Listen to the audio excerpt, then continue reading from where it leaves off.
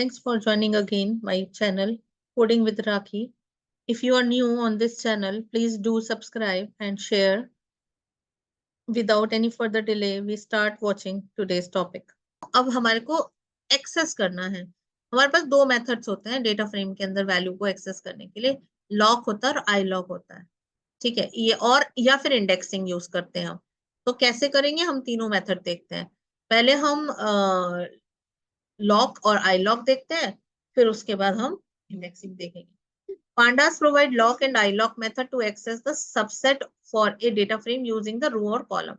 तो अब आपको ये तो पता चल गया कि रो और कॉलम अलग अलग हम कैसे कर सकते हैं। जहां पे भी हमें रो वाइज कॉलम वाइज, अब लॉक फंक्शन तो रो के लिए अलग और कॉलम के लिए अलग तो है नहीं, तो हमें एक्सेस मेंशन करना होगा जब भी कभी हमें रो और कॉलम को मेंशन। अब लॉक के through df dot loc start row कहां से स्टार्ट करना और एंड कहां तक करना है, या स्टार्ट कॉलम और एंड कॉलम। तो यहाँ पे आपको दो ऑप्शन देने पड़ेंगे, जैसे 0:1 या 0:1। तो ये रो वाइज है, रो बन मिल गया और ये कॉलम बन गया, मतलब 0 से लेके। अब हमें ये पता है कि अपर रेंज सेलेक्ट नहीं होती, इसका मतलब ये हुआ 0th रो और 0th ही कॉलम आपका डिलीट हो जाएगा या एक्सेस हो जाएगा, यू कैन से एक्सेस हो जाएगा। एग्जाम्पल देखते हैं। तो अभी एग्जाम्पल क्या है, हमने एक एग्जाम्पल क्रिएट करा जिसके अंदर हमने रन्स बनाए। ठीक है, क्या क्वार्टर की सेल डाली डिफरेंट कंपनीज की, टीसीएस की हमने डाली। टीसीएस की डालने के बाद ये नेस्टेड डिक्शनरी देख रहे हो आप, पहले डिक्शनरी क्रिएट करा, टीसीएस एक की वैल्यू है, उस टीसीएस के अंदर उस टीसीएस का क्वार्टर पर क्वार्टर क्या वैल्यूज है वो बना दिया हमने। ऐसे विप्रो का ले लिया, फिर हमने एलटी का ले लिया, हमने रन्स के थ्रू हमने डेटा फ्रेम बना दिया।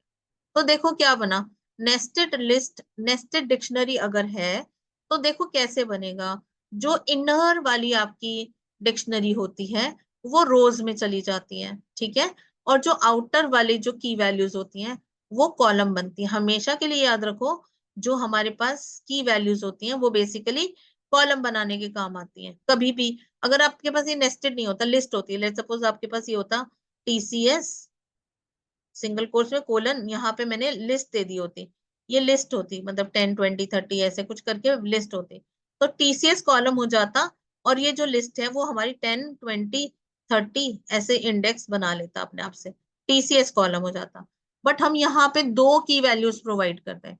दो की वैल्यूज प्रोवाइड करने का मतलब क्या हुआ, एक बाहर वाली लिस्ट इंडेक्स डिक्शनरी की वैल्यूज है ये वाली, और एक इंटरनल की भी है। तो इंटरनल वाली जो डिक्शनरी होगी वो आपकी रोज में आ जाएगी। रो इंडेक्स, अब देखो रो इंडेक्स चेंज हो गया, इसमें रो इंडेक्स 0 1 2 3 ना दिखा के Q1 Q2 Q3 दिखा रहा है, जो कि की वैल्यू है इनर साइड वाली डिक्शनरी, और आउटर साइड वाली की हमने कॉलम बना देता है। उसके बाद हमने ये डेटा क्रिएट हो गया, तो मेरा डेटा फ्रेम हो गया। उसके बाद हमने क्या करा, हमने जब प्रिंट करा था डीएफ तो ये आउटपुट आ गया था, पूरा का पूरा डेटा फ्रेम यहाँ पे शो हो गया था।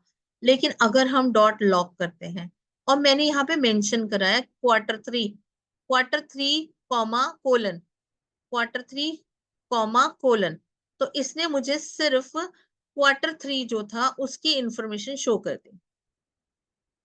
Q3 ये देखो, टीसीएस का 300 3000 3600 35000, ये इसने आउटपुट दिखा दिया। ये बहुत इंपॉर्टेंट है, हम जब भी कभी डेटा एनालिटिक्स का फर्दर आगे देखेंगे तो ये इंपॉर्टेंट है कौन सी चीज हमें कहाँ रखनी है। Q1 कोलन Q3, तो यानी कि Q1 से लेके Q3 तक एक्सेस करो।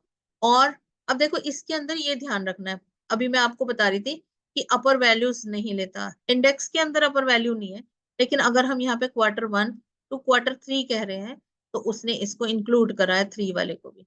ऐसा नहीं है कि उसने Q2 तक ही लिमिट कर दी, क्योंकि यहाँ पे हम स्पेसिफाइड वैल्यू जो ऑलरेडी है वहां तक उसको एक्सेस करने के लिए दे रहे हैं। यहाँ पे हम इसको जो हमने देखा था start row comma colon end row, तो ये जो पहला हमारा स्ट्रिंग है Q1 ये रो में आता है, Q3 भी रो में आता है, तो हम रो स्पेसिफाई कर रहे हैं इसके अंदर। पहला भी हमने रो स्पेसिफाई करा था, हमने Q3 कहा कॉमा करके हमने कोलन, ये जो हम बाकी छोड़ रहे हैं ये हमारे कॉलम के सबस्क्रिप्ट को खाली छोड़ रहे हैं। ये देखो, ये मेरा पहले रो हो गया, कॉमा, उसके बाद कॉलन, कॉलम्स का जो सबस्क्रिप्ट है उनको मैंने एम्प्टी छोड़ दिया। तो सिर्फ एक रो लिया और कॉलम ऑटोमेटिकली उसने अपने आप से ले लिए, क्योंकि हमने यहाँ पे कुछ मेंशन नहीं किया था, तो पूरे कॉलम्स उसने यहाँ से उठा लिए। अब जब हम दूसरा देखें और हमने यहाँ पे भी कॉलम छोड़ दिया, हमने कहा Q1 और Q3, Q1 से लेके Q3, बट हमने यहाँ पे कुछ मेंशन नहीं किया, तो ऑल कॉलम्स, तो सारे के सारे कॉलम्स आ गए। अगर मैं यहाँ पे भी कोलन के बाद, कॉमा के बाद कोई और टीसीएस स्पेसिफाई कर देती, लेट्स सपोज कि एक टीसीएस स्पेसिफाई कर देती इस कॉमा के बाद, तो वो सिर्फ इतना ही डेटा लेता हमारा। ठीक है, तो ये हमारा एक लॉजिक रहता है कि रोज एंड कॉलम को दोनों को मेंशन करना होता है कॉमा के बाद। और देखते हैं कैसे हम सिंगल कॉलम को एक्सेस कर सकते हैं। देखो, अब हमने कहा सिंगल कॉलम को एक्सेस करने के लिए हमने ये छोड़ दिया, रो मेंशन ही नहीं करी, सारी रोज चाहिए मुझे, सारी रोज चाहिए, लेकिन कॉलम एक ही चाहिए, आगे एक कॉलम टीसीएस का। हमें दो कॉलम चाहिए, टीसीएस से लेके विप्रो तक का कॉलम चाहिए, तो टीसीएस एंड विप्रो जितने भी होंगे, अगर यहाँ पे और दो तीन होते उनको भी वो सारा लिस्ट कर देता। जैसे अगर मैं इसकी जगह, विप्रो की जगह एलएनटी दे देती, तो टीसीएस, विप्रो और एलएनटी तीनों को वो शो कर देता। ये हमें कब काम आता है? स्लाइस करने के काम आता है, जब हम, बहुत बड़ी एक एक्सेल की शीट होती है, जब आप डेटाबेस का, ये इसका डेटा एनालिटिक्स के प्रोजेक्ट्स करने शुरू करोगे, तो सीएसवी फाइल प्रोवाइड कराई जाएगी। उसके अंदर, सीएसवी फाइल के अंदर हो सकता है आपके पास 20 कॉलम्स हो सकता है आपके पास 15 कॉलम हो, लेकिन हम सारे कॉलम्स के ऊपर काम नहीं करते।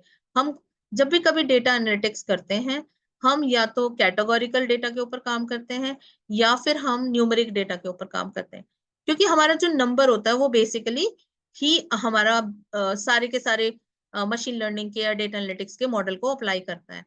तो इसलिए हमें, अब जैसे इसमें तो सारे न्यूमरिक थे, लेकिन ये हो सकता है, लेट्स सपोज कि मैं आपको एक सैंपल देती हूँ डेटा का, उसके अंदर मैं आपको देती हूँ, लेट्स सपोज कि डायबिटीज का एक सैंपल है हमारे पास, जिसके थ्रू हमें प्रिडिक्शन करना है कि अगर हमारे ये सब सिम्टम्स हैं, तो क्या एक बंदा डायबिटिक और प्री डायबिटिक हो सकता है कि नहीं, ये लेट्स सपोज प्रिडिक्शन करनी। तो इसी टाइप के प्रोजेक्ट्स होते हैं हमारे पास, जो कि हम एक मॉडल ट्रेन करते हैं, उसके बाद जब हम कोई वैल्यू प्रोवाइड करते हैं, तो उसके अकॉर्डिंग वो आपको आंसर करता है कि yes, whether it can be true और फॉल्स, राइट। तो इस टाइप की चीजें हमारे को करनी होती हैं, तो उस समय पे हमें ये बहुत इंपॉर्टेंटली याद रखना होता है। अगर मुझे एक डेटा फ्रेम के अंदर 10 कॉलम दिए, मुझे उसमें से 4 कॉलम निकालने, तो हम कैसे निकालेंगे? उनको सेपरेट करके हम एक अलग डेटा फ्रेम बनाते हैं, जिसके ऊपर हम सारा काम करते हैं, क्योंकि सारा डेटा, अब जैसे आपको डेटा प्रोवाइड करूं, तो कई बार हो सकता है 20,000 डेटा हो, 20,000 का रिकॉर्ड हो, और उसके अंदर 20 कॉलम हो, तो मल्टीप्लाई कराओ, तो 4 लाख का जो डेटा है वो हमें प्रोसेस करना पड़ेगा, 4 लाख एलिमेंट्स का। तो ये थोड़ा मुश्किल होता है। ये मैंने बहुत छोटा सा डेटा सेट बनाया। जब आप इंडस्ट्री लेवल पे काम करते हो, तो 20,000 हमारा डेटा नहीं होता, 2 लाख, 3 लाख, ऐसे बहुत सारा बिग डेटा होता है, जिसको हमें एक्सेस करके, एनालाइज करके सेपरेट करना होता है, या जो भी कुछ काम कराने के लिए बोलते हैं वो करना होता है। तो ये छोटे से डेटा सेट के बारे में बात कर रही हूँ मैं, 20,000 छोटा सा डेटा सेट होता है। हम 4-5 रोज एंड कॉलम के लिए बात नहीं कर रहे हैं, उसमें तो क्या ही है, उसमें क्या डेटा है क्या नहीं है, बहुत छोटा सा डेटा रहता है। लेकिन जब हमारे पास वास्ट डेटा और हमें उसको एनालाइज करके उसको हमें कुछ प्रिडिक्शन करना है, तो हमें उसको ध्यान रखना पड़ेगा। नेक्स्ट एग्जांपल, तो हमने ये देख लिया, कि टीसीएस, अगर एक कॉलम को एक्सेस करना है तो हम सिर्फ एक कॉलम का नेम स्पेसिफाई कर देंगे। अगर हमें एक से ज्यादा कॉलम जो कि रेंज में होने चाहिए, अगर हम वो दे देते हैं, तो वो सारे के सारे रेंज वाले कॉलम्स हमारे मेंशन हो जाएगा, जैसे टीसीएस टू विप्रो। तो मैंने अभी बताया आपको कि अगर हमें टीसीएस टू विप्रो, अगर बीच में और भी कुछ कॉलम्स होते हैं, वो सब भी हमारे को डिस्प्ले हो जाते हैं। ये तो हो गया कि अगर हमने कॉलम वाइज दिया। अब अगर हमें रो वाइज चीज चाहिए हो, तो क्या करना है? अगर हमें रो एक्सेस करना है, तो हम इंडेक्स स्पेसिफाई करेंगे। अब पहले क्या स्पेसिफाई कर रहे थे? कॉलम के नाम, कॉलम के नाम। अब हम इंडेक्स स्पेसिफाई करते हैं। अब इंडेक्स क्या होती है? बाय डिफॉल्ट इंडेक्स जो दी जाती है वो 0 to नंबर होती है। तो हमने कहा df डॉट लॉक 0, लॉग 0 का मतलब क्या हुआ, सिर्फ एक रो, तो ये वाली रो आपकी डिस्प्ले हो जाएगी, जो कि कुछ ऐसे दिख रही है आपको।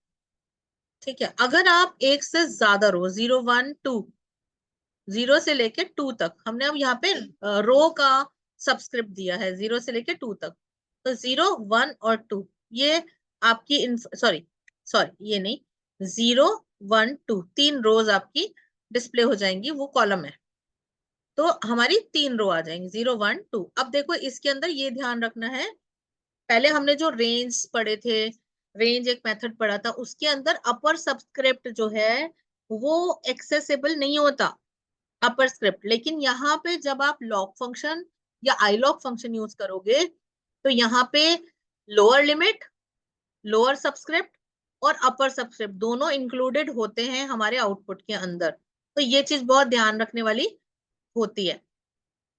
थोड़ा सा कंफ्यूजिंग हो सकता है, बट रेंज के अंदर आप समझ लो कि अपर स्क्रिप्ट नहीं इंक्लूड होता, बट लॉक और आई लॉक में अपर स्क्रिप्ट इंक्लूडेड होता है, इसीलिए उसने हमें 0 1 2 दिखाया।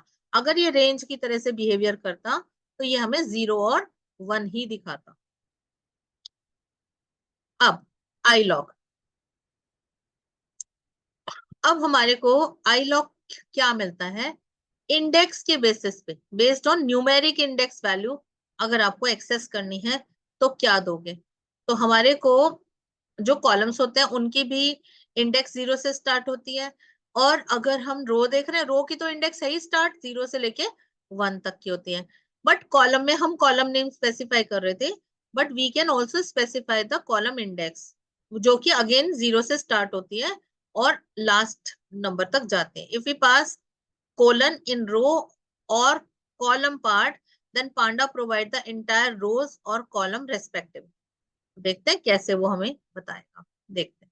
तो अभी हमने ये सेम ही है, पहले वाले डेटा फ्रेम बनाया, हमने कहा 0:2, 0 से पहला सबस्क्रिप्ट किसका है, पहला रेंज किसका दिखा रहा है, ये पहला रेंज हो गया रो का, मतलब 0 से 2 तक, ये हो गई हमारी रोज, आरसी से चलता है ये, आर और सी, रो एंड कॉलम, तो ये है 0 एंड 2, मतलब हमें 0 1 2 तक और 1,2, 1 इसका आउटपुट क्या दे रहा है, 0 0 to 2, 0 1 2 देना चाहिए था, और कॉलम होना चाहिए था 1 to 2, 1 से लेके 2 तक, हाँ करेक्ट।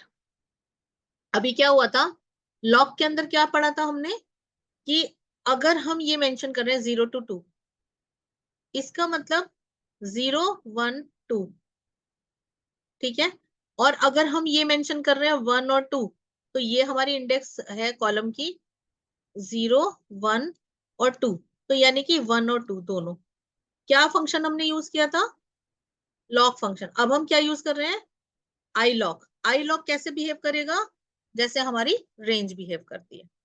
देखो अब 0 to 2 यानी कि 0 और 1, 1 to 2 upper range is not been included, 1 to 1 यानी कि विप्रो, आंसर क्या आ गया आपके पास। तो लॉक और आई लॉक में अंतर समझ में आ गया होगा, आई थिंक डिफरेंस क्या है हमारा, लॉक के अंदर अपर लिमिट इंक्लूडेड होती है, आई लॉक में नहीं होती, आई लॉक रेंज की तरह से बिहेव करता है। अब देखो यहाँ पे हमने रो का इंडेक्स मेंशन ही नहीं किया, कोलन डाल दिया, ना स्टार्ट दिया ना एंड, इसका मतलब सारी रोज, लेकिन हमने कॉलम मेंशन किया है 0 to 2, तो हमें क्या मिलेगा, 0 1 और 2, इसमें से क्या मिलेगा, 0 एंड 1, तो ये आपका आउटपुट, यानी कि last upper limit of index will not be included into out. ठीक है, हेड्स एंड टेल हम पढ़ चुके हैं, head function is use to give the top 5 row, first 5 rows, it is used to give first 5 rows, just give